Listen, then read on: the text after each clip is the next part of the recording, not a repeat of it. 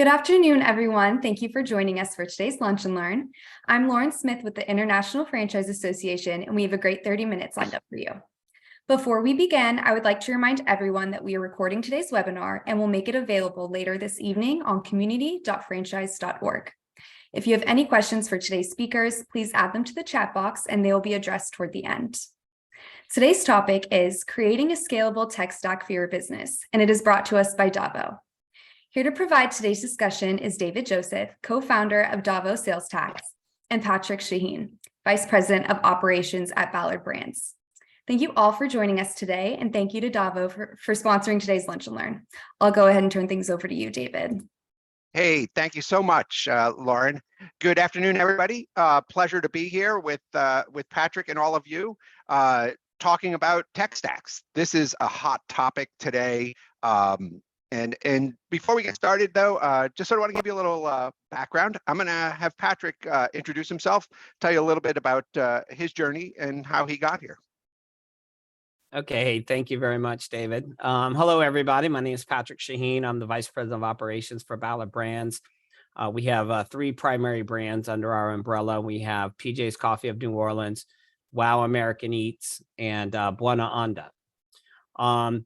On the tech stack that we're talking about here is particularly going to be around the PJ's Coffee of New Orleans, and a little bit about our history when it comes to this technology. In the early 2000s and into the 2010s, we've been primarily with the legacy POS systems.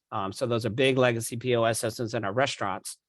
When we bought the brand PJ's Coffee of New Orleans from Raving brands back in 2008, we were using legacy POS systems. So we continued that when we purchased the brand. And I just felt like we were using 10% of the brain. Those legacy systems were very robust, and our coffee shop owners were very simple people. And our operations was pretty simple. We didn't have all the moving parts, all the different wheels that a big restaurant would have with the hostess stand. You've got the bar, you've got the kitchen. So you got a lot of moving parts in there. So with the coffee shop, we just felt like we were only using 10% of that brain, and not to mention the fact that our local dealer, a lot of the legacy POS systems, rely on local dealers. And so our local dealer, wasn't very good. So we're very frustrated. We gave him several years to fix a lot of the issues that we were seeing, and he just couldn't get it done. So in 2016, we put our POS out to bid, and we invited 7 companies to come in and do presentations to our leadership and our franchise advisory council. And the franchise advisory council went every step of the way to whittle it down to 2. And then we whittled it down to a winner. And we launched that cloud-based system in 2017. Awesome. So just a real quick background on how I got here. I'm a former restaurant owner, was a farm-to-table restaurant, started back in the 80s, early 80s, had it for almost 17 years. And I ran a great restaurant, had national acclaim, but I totally sucked at some of the things, primarily in the back office, like a lot of small business owners, just not important to me. And I sucked at sales tax primarily and paid the price of that. And one day, super frustrated with it, walked out of the kitchen and said, why can't someone do my sales tax the way ADP does my payroll? And that was the beginning of the journey of DAVO. A partner and I applied for a patent on a process that I had figured out how to automate sales tax. We were awarded a patent in 2011, and we went live with, there was an alignment of the stars. Along came the cloud and cloud POS systems that enabled DAVO to do what it does today of automating sales tax.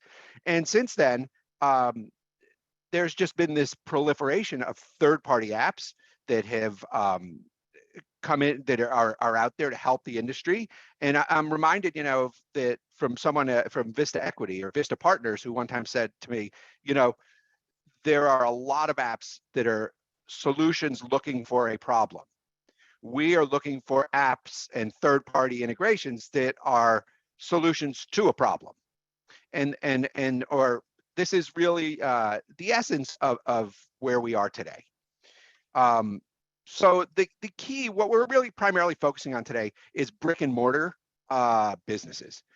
This is businesses that coffee shops, restaurants, retailers, and the focal point of these businesses today has become their point of sale. As Patrick was mentioning, there are lots of 5 years ago, there were these legacy systems. And if you'd walked into a retailer or a restaurateur and said, hey, we have a cloud POS system, they would have looked at you like you have two heads, or they would have said, oh, I'm not going to trust that system for a myriad of reasons, whether it was the going down on them because of unstable internet connections or security around data. But this has completely changed today. I work with a lot of sales teams, and they tell me when I go into a new business or a business to talk about a cloud POS, the first questions that they're asking me are, what are your integrations? Who are your third-party apps? And what services do you have? And what we're seeing in the POS world is each of the POS companies are developing a sort of a different flavor of third-party integrations. Some POS systems, it's a bit of the Wild West, more is better, and they have literally hundreds of applications and integration partners. Some of the POS systems are offering what they are calling a curated list of applications, best in class. Other POS systems are looking at buying and acquiring certain applications and building them directly into their POS systems. Toast comes to mind here, now purchased a payroll company and now is offering Toast Payroll. They recently acquired a scheduling company. And this is enabling them to have more control over these applications within their POS system. But at the end of the day, it is all coming down to the POS becoming the real heartbeat of the business. And this is what is important about creating a tech stack. Merchants need to sort of look at their business and figure out what is important to their business. Why are they doing this? What is the ROI on third-party apps? And what applications are going to make their business more efficient? I often tell merchants, think about your business divided in half, the counter being the middle. On the front half of the business is all customer facing. And within customer facing, what applications are you going to be using within your POS system? Loyalty, online orders, delivery, potentially kiosk, promos, scan to pay, menu builders, customer feedback. All of these are customer facing. On the back side, on the back office side, what are the applications or what are the services that you would be looking for? Scheduling, payroll, sales tax, inventory, and accounting.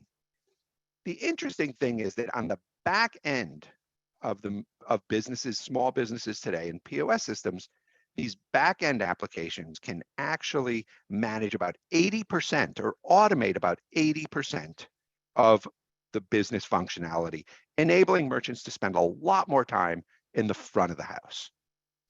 So, with that overview, Patrick, tell us a little bit about at Ballard Brands, primarily about PJ's Coffee, your franchisees. What are you leveraging with them? Are there required applications for the cloud POS? Are there ones that are optional for them? Sure. How are you leveraging this with your franchisees?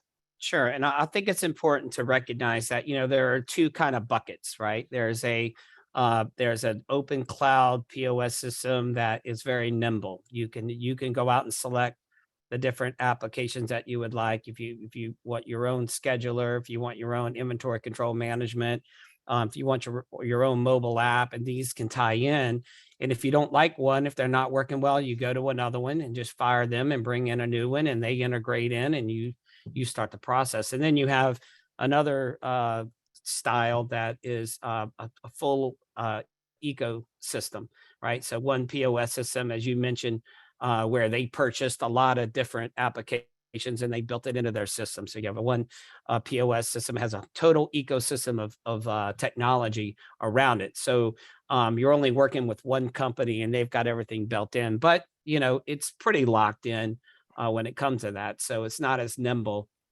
So you just have to recognize that there are two kinds of systems, and you have to decide on which one is going to be the best one for you. For us, going from a legacy system, we needed to have a system that was very low entry level for 70 franchisees to flip overnight. It didn't cost them a lot of money. So we worked with the company on that. And then we were able to bring in the applications that fit well with that. So it was a pretty open API. So we could select whoever we wanted. So we selected our mobile partner, we selected our inventory control partner, we selected our scheduler, and so they fit well within the system. I feel like our cloud base is a little easily trainable. It's more like an iPhone style. I think the younger generation, they really pick up well when it's less boxy, less text boxy.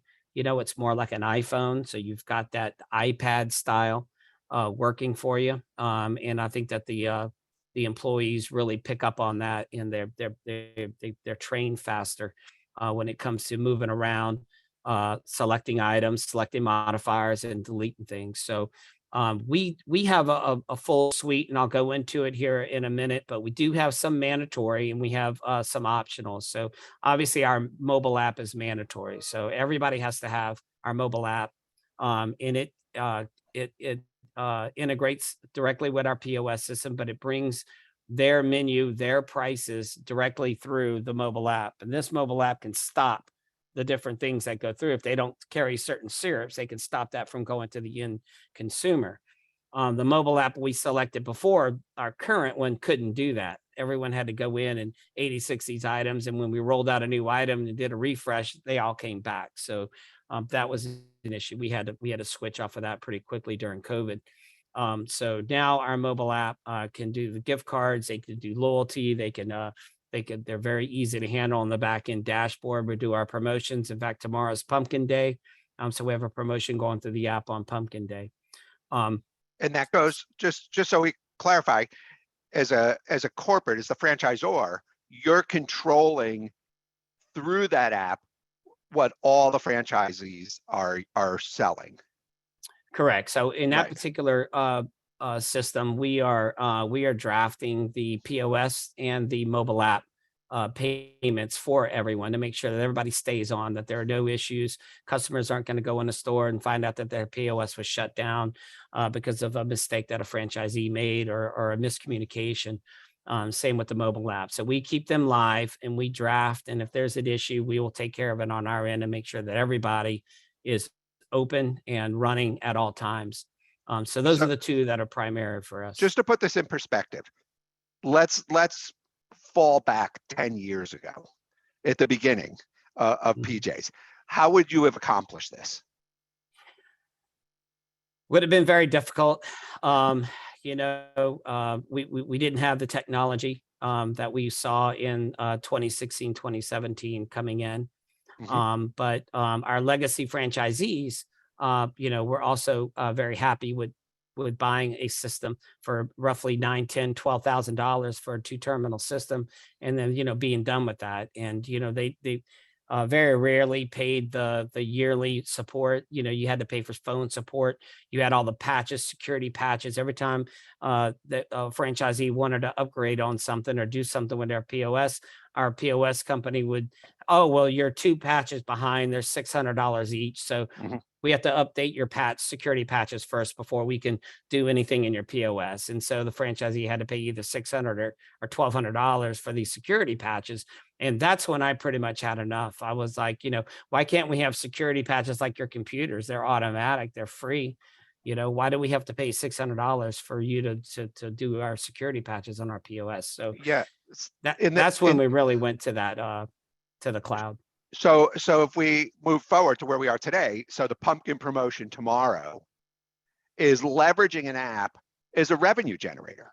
Correct. Absolutely. Because this is something in the past that, the inefficiencies of the business didn't have this option. You as the franchisor are able now to push out across the franchise and say, look, we're doing Pumpkin Day tomorrow, and everybody's going to roll out at the same time. This is something we couldn't have done in the past. So this is an example, a great example of leveraging an ordering app to generate revenue. And again, this comes down to what I was talking about of dividing the business in half. This is on the front side. This is customer facing revenue generation. So let's go to the other side of that equation. Let's go to the back office, and let's talk about efficiencies here. I know my restaurant, man, so this is interesting. We were the very first restaurant in New Jersey to have an open table. So I'm talking the last century. We're talking 1997. They ran a DSL line into my restaurant to give us open table. How did we end up with open table? Wow. We're at the New York restaurant show. My manager's walking around. He comes up to me and says, "You got to see this. This is online reservation system, and their reservation book looks just like the paper schedule I created." So here we were doing it on a clipboard, and Open Table came along and did it online. And I remember standing at the computer in front of Open Table one time and seeing a reservation come in, that somebody had made from their car. This was like revolutionary, and again, front of house. We didn't have the most sophisticated thing we had on the back of house was ADP doing our payroll with the guy walking through the back door every 2 weeks on Friday afternoon with my paychecks to sign. So in the back of house, let's look at an example of something that's a third party or an integration that you guys adapted that maybe more than one. That is creating efficiency in the back of house and reducing the workload, reducing risk for franchisees. Well, I can tell you that from a compliance perspective, we have control of the mobile app and control of everyone's processes through the mobile app as well as their POS system, and the cloud does give us the opportunity to do that. So, everyone's turned on and everybody is participating in the promotion. There is really no way for them not to participate in the promotion. So the compliance is a 100% compliance because we're in total control of the dashboard that creates the promotion. And then we put out of course, through social media, the National Pumpkin Day announcements, and and have fun, and you put in this code and get this, and then we reimburse the franchisees for the discount. So the promotional reports in the dashboard on our mobile app will tell us how many discounts each store received, and we just cut them a check from the National Ad Fund. So that keeps everybody happy. That keeps everybody in compliance. And it works really well for the customer experience. Does this link to inventory on the back end? That if they need special inventory for this promotion, it's going to come through an inventory app connecting through the POS? It does. It does. So it does. It goes directly through our POS and it prints up in the store, just like our third-party delivery aggregator does. So we have a third-party aggregator that brings in all the different third-party delivery companies, and that goes right through our POS and prints right there in the back of the store. It's up on our KDS systems. And so, all of those reports go directly into the POS transactions. And that does count down our inventory with our inventory control app. Great. So it all works together very well. Yeah. Let's talk for a second. One of the things that I just love that traditionally was a clipboard, not only reservations were clipboard, but inventory was clipboard, but schedules were a clipboard, and people would go up and look at the schedule. Where am I working this week? Let's talk a little bit about this, because I think this is one of the great time savers in the application world. And there are a ton of scheduling apps out there. And they all sort of have, they have, again, similar flavor, but they all have certain nuances that are a little bit different, and they have different ways of promoting it, but they all talk to the payroll companies. And so this efficiency of creating a schedule and then spend just a few minutes to approve a schedule and send it to your payroll company. To me, well, this is one not of the only great that, things. but you're sending it to the employees through the app on their phone, and they're able to switch shifts between each other with the manager or owner approval, through the app on their phones. They can see their schedule on their phones. They can put their availability if they're fall classes or spring classes. If their schedules change, They can go right into the app and put their new schedule in so that they're shaded out on those availability. There's predictive scheduling based on that as well. They can do vacation requests off. We have a great scheduling app that integrates with our POS. It's just one of those ones where our POS system actually brought them in as part of the presentation to the Franchise Advisory Council, and just kind of blew them away on the capabilities of a cloud-based system and what it could do for you with these third-party apps that come in. Right, right. So one of the things that I'm noticing lately, so at DAVO, I kind of manage our multi-unit. I work in our multi-unit segment, but also in our tax preparer segment. We call them tax pros. This would include bookkeepers and accountants. And what we're noticing in the past couple of years, maybe 2 years or so, is that now even tax firms are creating their own tech stacks. They're saying, look, I have 50 clients now. If I create a tech stack and require that my clients use this tech stack, I can have 200 clients, because my end of year, my bread and butter is doing income tax between January 1st and April 15th. The rest of the year is sort of, keeping my clients moving forward. And what we're noticing is that some of these larger companies are connecting directly to the point of sale. Razzie, R365, Hone, and other ones are simply selecting particular apps for their tech stack. DAVO being one of them, because they just don't want to do sales tax. Sales tax to a lot of accounting firms is data entry. It's risky, and they just don't want to take the risk of not being compliant. And so you're starting to see this push out from just the merchant level now to actually the level of the services that are provided to those merchants. And this, to me, this is extremely interesting, because this is really where the outsourcing of certain services are enabling these firms to become more consultative with their clients. Yeah, totally agree. We have two bookkeeping firms that we met at the IFA conventions over the years, just to keep the competition, there. We have two, and they connect directly with the POS system. I go in and I put my master password in so that they can connect to the system. They will map the revenue and discounts and everything, the credit card fees, everything coming in from the POS system. They'll map it directly into QBO or Xero, and then they do the books virtually. They have chat rooms. They have everything they need to support, and the pricing is so much lower than asking your CPA to do this book work, because they will charge a lot of money, because they typically don't want to do book work. That's right. They just want to do your taxes. I've had CPAs tell me, I just keep raising my prices on sales tax and they keep coming back, but I don't want to do it. So I just keep raising the price. Exactly. They're happy to outsource this. Exactly. So we have a negotiated price with these bookkeepers that are virtually online, and they do connect with the POS. And so it is an amazing connection with the system, and it works great. And the franchisees save money, and they get all of their work done. And we get a dashboard with the P&Ls. So we get P&Ls coming in. We just log into our master dashboard and we just go right to the P&Ls. The P&Ls are posted, and they can benchmark the different franchisees that are in their system. It's working very well for us. Great. So one question for you. The last, we're getting in on time. I know we want to get some Q&A in.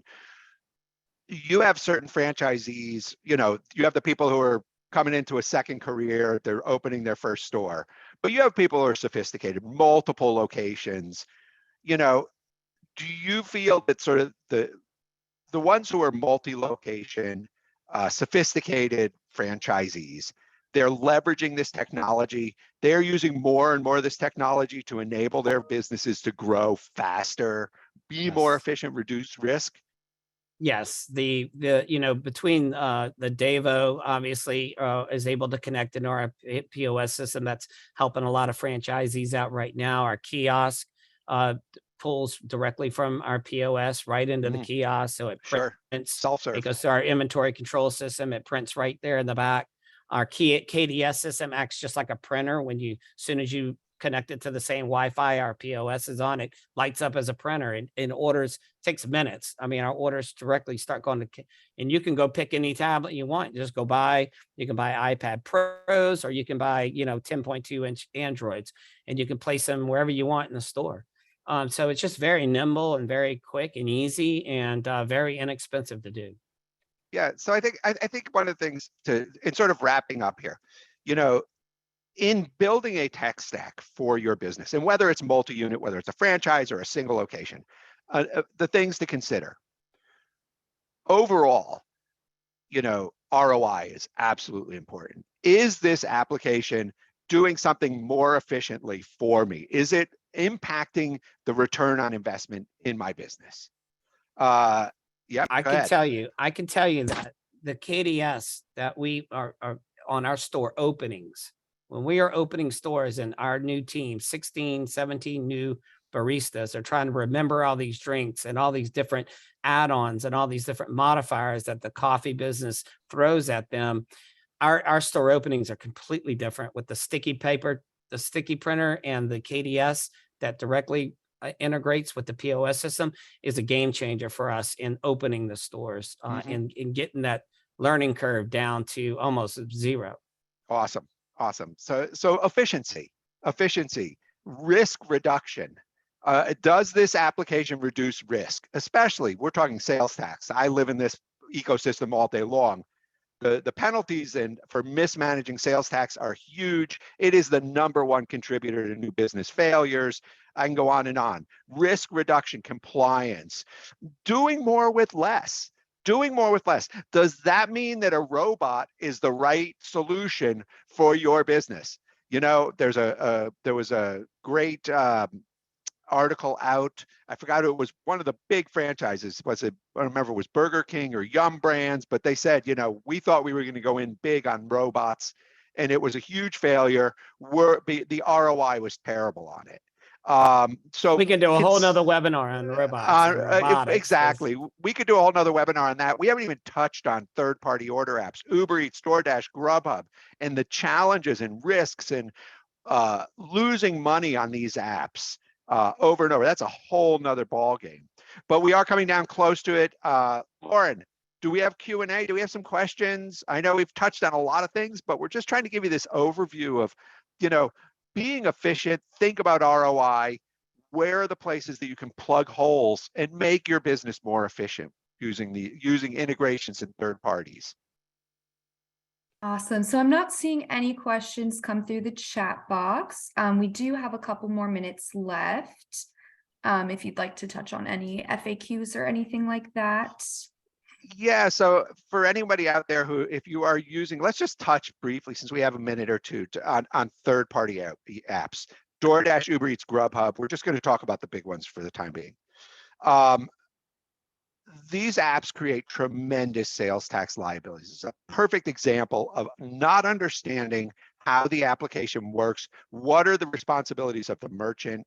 Yes. And it is very easy to double pay sales tax. Yeah, so we were told that some states require you to pay your sales taxes as a franchisee, and some states want the third-party apps to collect and pay so it is very confusing, and we're trying to guide the franchisees through it.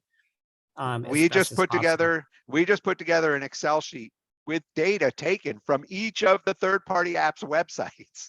So this is the definitive as they are promoting it. Some states, the state of Florida, Uber Eats collects sales tax and remits it to the merchant.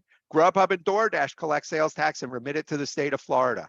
If you have it set up wrong in your POS, you will double pay your sales tax. Yes. DAVO has done amended returns. We got about $90,000 back for one of our large multi-unit customers who had it set up wrong in their POS. So while these apps can make it efficient, you must understand, you must reach out to the professionals. And I can tell you, anybody who is developing an app, if it is a good app and has good ratings, they understand the capabilities of their app. They understand the intricacies of their app. The scheduling app that Patrick was talking about, I know those guys personally, and they are awesome. So the app is Homebase, highly recommend it, but there are other scheduling apps out there. 7 shifts is great as well. Timesheets also. So I know we're Great. coming down on time. We I did do have see a- 2 It in the looks chat like we have box. one question for Patrick. Yeah. You mentioned running a promotion with the app and cutting a check through the National Ad Fund. That's all tracked and easy. Yes, very easy. We're doing that right now. So we've done it for National Lemonade Day, and we've been doing it really all year. So the marketing team tracks it. We go to our dashboard. We look at the promotions by store. It tells us exactly their discounts for that day, and then they just cut a check directly to the store. So it works well. Everybody's happy, and the compliance is there as well. Yeah. Everybody benefits. Everybody That's right. benefits from it. So That's right. that's the best. Awesome. Well, thank you so much, David and Patrick. This is excellent content and excellent feedback from all of you. We really do appreciate it. Again, this webinar was recorded and will appear on our website early this evening. You'll be able to find that at community.franchise.org. Thank you very much again to David and Patrick and the DAVO team. And again, thank you to everyone for tuning in. Have a great rest Thank of you, the day. guys. Stay safe. Thanks, and- everybody. Have a Take great care. day. Bye-bye.